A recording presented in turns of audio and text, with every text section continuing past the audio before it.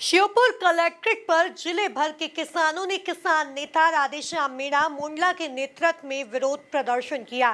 प्रदर्शन के दौरान किसानों ने जोरदार नारेबाजी करते हुए गेहूं की नरवाई जलाने के आरोप लगाए और जुर्माने का विरोध किया तथा गेहूं खरीदी की अंतिम तिथि बढ़ाने की मांग की है।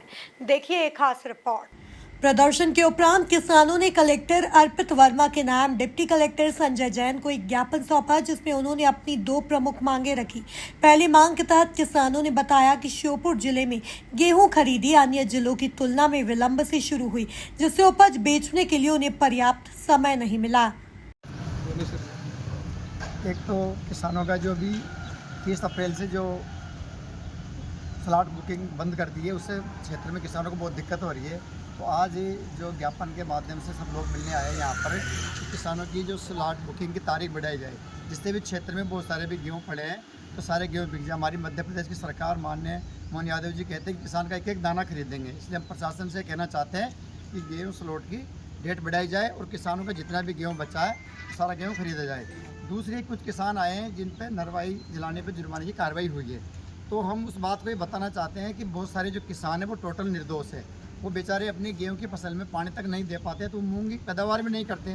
तो ये आग जो लगती है, किन्हीं कई कारणों से आग लगती है, उस वजह से कई सारे किसानों के गेहूं जल जाते हैं और उन निर्दोष किसानों पर भी कार्रवाई करी है।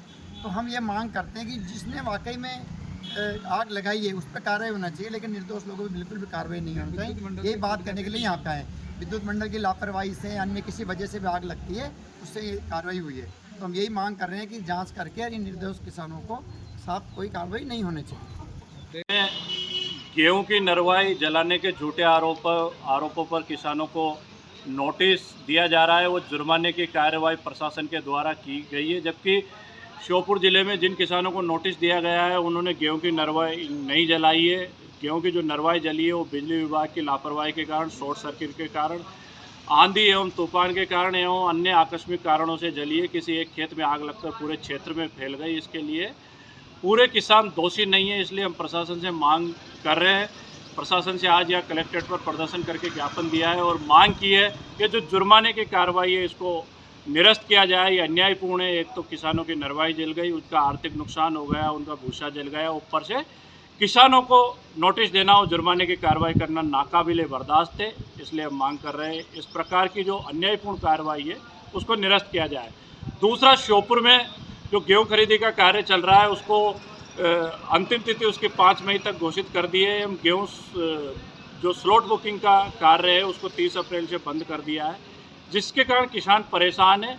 एक तो श्योपुर में गेहूं खरीदी का जो कार्य है वो देर से प्रारंभ हुआ है।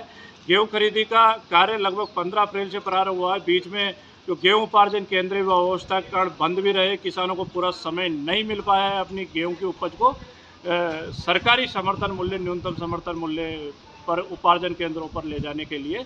इसलिए आज हमने यहाँ कलेक्टर महोदय को ज्ञापन देकर किसानों ने मांग करी है जो गेहूं खरीदी की अंतिम तिथि है उसको 5 मई से बढ़ाकर कम से कम 25 मई तक किया जाए। स्लॉट बुकिंग की तारीख बढ़ाई जाए ताकि किसान समर्थन मूल्य पर अपना गेहूं का जो उपार्जन का कार्य है, गेहूं विक्रय करने का कार्य है, उसको सुविधापूर्वक कर सके। ऐसी हमने प्रशासन से मांग की है ताकि किसानों को आर्थिक हानि से बचाया जाए। साथ ही मौसम जनित बाधाएं, ढुलाई व्यवस्था की कठिनाइयां, श्रमिकों की कमी एवं मशीनों की अनुपलब्धता जैसी समस्याओं के कारण किसान समय पर उपार्जन केंद्रों तक अपनी फसल नहीं पहुंचा सके। Bureau report, MP news, Sheopur.